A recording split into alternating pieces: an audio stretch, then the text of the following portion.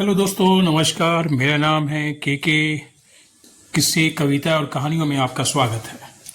दोस्तों, आज हम जानेंगे अभिनेता, गायक स्वर्गीय कुंदनलाल सहगल का फिल्मी सफर। दोस्तों, कुंदनलाल सहगल भारतीय सिनेमा के शुरुआती दिनों में एक गायक और अभिनेता थे। उन्हें आमतौर पर बॉलीवुड का पहला सुपरस्टार माना जाता है। अपने 15 साल के करियर में उन्होंने 36 फीचर फिल्में, कई शॉर्ट फिल्में और कई डिस्क में अभिनय और गायन किया था। दोस्तों, के.एल. सहगल का जन्म 11 अप्रैल 1904 को जम्मू के नवांशहर में हुआ था। उनके पिता का नाम अमरचंद, जो कि वे जम्मू कश्मीर के राजा की अदालत में तहसीलदार का काम किया करते थे। उनकी मां केसरबाई सहगल एक गहरी धार्मिक हिंदू महिला थी, जिन्हें संगीत का बहुत शौक था। वह अपने पुत्र को धार्मिक कार्यों में लेकर जाया करती थी और जहां शास्त्रीय भारतीय संगीत के आधार पर पारंपरिक शैली में भजन, कीर्तन और शब्द गाए जाते थे। सहगल 5 साल के चौथे जन्मजात बच्चे थे और उनकी औपचारिक शिक्षा संक्षिप्त थी। एक बच्चे के रूप में उन्होंने कभी जम्मू के रामलीला में सीता की भूमिका निभाई थी। दोस्तों, स्कूली शिक्षा के बाद उन्होंने रेलवे टाइम कीपर के रूप में काम शुरू किया। बाद में उन्होंने रेमिंगटन टाइपराइटर कंपनी के लिए टाइपराइटर सेल्समैन के रूप में काम किया, जिससे उन्हें भारत के कई स्थान घूमने को अवसर प्राप्त हुआ। उनकी यात्रा के दौरान लाहौर के अनारकली बाजार में मेहरचंद जैन के साथ मित्रता हुई। मेहरचंद जैन और कुंदनलाल दोस्ती के बाद कलकत्ता चले गए, जहां महफिल-ए-मुशायरा में लिप्त रहे। दोस्तों, उन दिनों संगीत की औपचारिक शिक्षा आसानी से नहीं मिलती थी। वर्ग, समुदाय और आर्थिक बाधाओं के कारण कई लोग ऐसे लाभों से वंचित रह जाते थे। सहगल ने भी इन बाधाओं को महसूस किया। फिर भी युवा सहगल ने संगीत सीखने के लिए जो कुछ भी कर सकते थे उन्होंने किया। दोस्तों, शुरुआती दौर में उन्होंने स्थानीय रामलीलाओं में गायन और अभिनय किया और उन्होंने सूफी संत सलामत यूसुफ के दरगाह पर भी काफ़ी समय बिताया था, जहां उन्होंने अन्य संगीतकारों और भक्तों के साथ गायन और उनका अभ्यास किया था। दोस्तों, ऐसा कहा जाता है कि युवावस्था में वह एक स्थानीय तवायफ के घर के पास चुपके से चले जाते थे ताकि वह उनका गायन सुन सके। बाद में वह जो सुनते थे उसकी नकल करते थे और उनसे सीखते थे। दोस्तों, अपनी नौकरी के सिलसिले में जब भी वो यात्रा करते थे, वे शौकिया तौर पर गाते रहते थे। वे दोस्तों के साथ समारोहों में गाते थे और कई लोगों से मिलते थे। एक बार उनकी मुलाकात मेहरचंद जैन से हुई। वे सहगल के शुरुआती दोस्तों और समर्थकों में से एक बन गए। अपनी यात्राओं के दौरान वे न्यू थिएटर्स के संस्थापक बी.एन. सरकार से भी मिले। ऐसा कहा जाता है कि सरकार ने ही सहगल को कलकत्ता जाने के लिए राजी किया था। कलकत्ता में सहगल का जीवन संगीत से भरा हुआ था। हालांकि उन्होंने कुछ समय के लिए होटल मैनेजर के रूप में भी काम किया था, लेकिन उनकी रुचि संगीत के क्षेत्र में थी और वे अक्सर महफिलों में, मुशायरों में भाग लिया करते थे। दोस्तों, उन्होंने हरिश्चंद्र बाली द्वारा लिखे और संगीतबद्ध किए गीतों को कई डिस्क भी रिकॉर्ड की। इन्हें इंडियन ग्रामोफोन कंपनी के माध्यम से रिलीज किया गया। एक गायक के रूप में उनकी प्रतिष्ठा दिन पर दिन बढ़ रही थी। उस समय फिल्म व्यवसाय उथल पुथल के दौर से गुजर रहा था। बोलती हुई फिल्में अभी अभी शुरू हुई थी, इसलिए फिल्म कंपनियां ऐसे अभिनेताओं की तलाश कर रही थी जो एक्टिंग के साथ साथ गाना भी जानते हों। दोस्तों, हमें याद रखना चाहिए कि ये वो दिन थे जब पार्श्व गायन का चलन शुरू नहीं हुआ था। अभिनेता और अभिनेत्रियां अपने गाने खुद गाते थे और सफल फिल्मी करियर के लिए संगीत की क्षमता को एक महत्वपूर्ण शर्त माना जाता था। सहगल की बेहद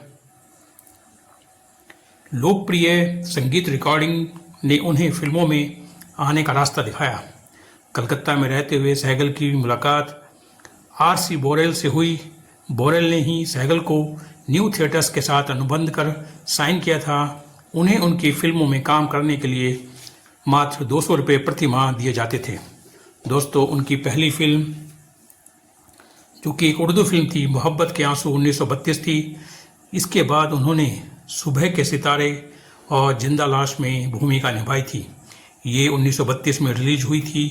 ये फिल्में किसी भी तरह से हिट नहीं रही, लेकिन इनमें यह पता चल गया कि सहगल साहब के पास फिल्म इंडस्ट्री में जो कुछ भी चाहिए था वो सब उनके पास था, वो सब टैलेंट उनके पास था। इस दौरान सहगल साहब ने डिस्क बनाना जारी रखा। कलकत्ता की हिंदुस्तान रिकॉर्ड्स कंपनी ने कई डिस्क निकाली, जिसमें से झूलना झुलाओ ने लोगों को खूब ध्यान उनका आकर्षित किया और लोकप्रिय हुए। उन्होंने कई फिल्मों में गाना और अभिनय साथ साथ करना जारी रखा। हालांकि जिस फिल्म में उन्हें प्रसिद्ध बनाया गया वह फिल्म थी चंडीदास 1934 की। उसके बाद उन्हें और भी कई फिल्मों में काम करने के प्रस्ताव मिले, लेकिन जिस फिल्म में उन्हें फिल्म इतिहास में जगह दिलाई वह थी 1935 की फिल्म देवदास। देवदास की अभूतपूर्व सफलता के बाद इसमें कोई संदेह नहीं रह गया था कि सहगल फिल्म उद्योग में एक वशिष्ठ व्यक्ति बनने जा रहे थे। इसी दौरान उनका निजी जीवन भी विकसित हुआ। 1935 में उन्होंने आशा रानी से विवाह किया। उनके 3 बच्चे हुए। उनका एक बेटा मदन मोहन था। इसी नाम के निर्देशक से इनका कोई संबंध नहीं है। और 2 बेटियां थी, नीना जन्म 1937 और बीना जन्म 1941। दोस्तों, कलकत्ता में रहते हुए सहगल साहब बंगाली भाषा में पारंगत हो गए थे। इससे उन्हें कई बंगाली फिल्मों में गाने और अभिनय करने का मौका मिला। उन्हें यह गौरव भी मिला कि वे पहले गैर बंगाली थे जिन्हें रविंद्रनाथ टैगोर ने अपने काम को रिकॉर्ड करने की अनुमति दी थी। उनकी रचनाओं को उन्होंने रिकॉर्ड किया था। लेकिन यह भारतीय फिल्म उद्योग के इतिहास में एक संक्रमण काल था। हिंदी फिल्म उद्योग का केंद्र कलकत्ता से बॉम्बे स्थानांतरित हो रहा था, इसलिए सहगल साहब ने भी इसके साथ बॉम्बे चले गए। वे दिसंबर 1941 में बॉम्बे चले गए और वहां रंजीत मूवीटोन फिल्म के साथ काम करना शुरू कर दिया। वहां उन्होंने भक्त सूरदास, तानसेन, कुरुक्षेत्र, उमर खैयाम, तदबीर, शाहजहां और परवाना जैसी सुपरहिट फिल्में की। लेकिन दुर्भाग्य से शराब की लत ने सहगल साहब को जकड़ लिया था। ऐसा कहा जाता है कि अपनी मृत्यु से पहले के वर्षों में वे शराब पिए बिना गाने या प्रदर्शन करने में असमर्थ थे। इसमें उनके स्वास्थ्य के साथ साथ उनके काम पर भी बुरा असर पड़ रहा था। दोस्तों, उन्हें लीवर सिरोसिस की बीमारी हो गई थी। जब उनका स्वास्थ्य बिगड़ने लगा तो सहगल साहब ने जालंधर में एक संत के पास रहने की इच्छा जताई, लेकिन उनके परिवार ने इसका विरोध किया। वे चाहते थे कि वे बॉम्बे के सबसे अच्छे डॉक्टरों में से एक की सहायता लें और अपना इलाज कराएं। एक समझौता हुआ जिसके अनुसार डॉक्टर साहब सहगल के साथ जालंधर जाएंगे। हालांकि चिकित्सा उपचार से उनका कोई फायदा नहीं पहुंचा। 18 जनवरी 1947 को जालंधर में उनका निधन हो गया। सहगल साहब उस वक्त केवल 42 वर्ष के थे। दोस्तों, सहगल साहब का फिल्मों में सक्रिय वर्ष 1932 से 1947 तक था। आइए जानते हैं केएल सहगल की फिल्मों की सूची के बारे में। उनकी पहली फिल्म मोहब्बत के आंसू, जिंदा लाश और सुबह का सितारा थी 1932 की। 1933 में उनकी फिल्में आई यहूदी की लड़की, राजरानी मीरा, पूरन भगत, दुलारी बीवी। 1934 में डाकू मंसूर, मोहब्बत की कसौटी, चंडीदास। 1935 में कारवान ए हयात, देवदास जो कि बंगाली में थी। देवदास हिंदी में पहली सुपरहिट फिल्म उनकी थी। 1936 में फिर उनकी फिल्म आई पुजारिन और करोड़पति। उसके बाद उनकी फिल्म आई 1937 में दीदी जो कि बंगाली में फिल्म थी। और 1938 में उनकी फिल्में आई स्ट्रीट सिंगर, जीवन मरण, धरती माता, देशार माटी। जीवन मरण जो कि बंगाली में थी। 1939 में उनकी फिल्म आई दुश्मन। 1940 में जिंदगी और 1941 में परिचय और डूबा हुआ जहाज।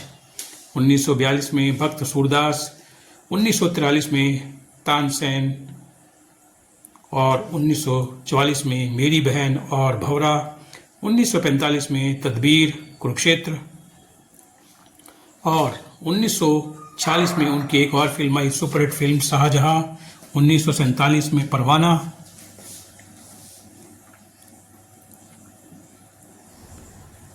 उसके बाद उनकी 1947 में मृत्यु हो गई। इसी के साथ दोस्तों इजाज़त दें, फिर मिलेंगे। नमस्कार दोस्तों, कहानी पसंद आई हो तो लाइक करें, शेयर करें, सब्सक्राइब करें और कमेंट करें। अगर आपके पास भी सहगल साहब से जुड़ी कोई भी जानकारी हो तो कमेंट्स में ज़रूर शेयर करें। दोस्तों इसी के साथ मुझे इजाज़त दीजिए। आपका दोस्त, नमस्कार।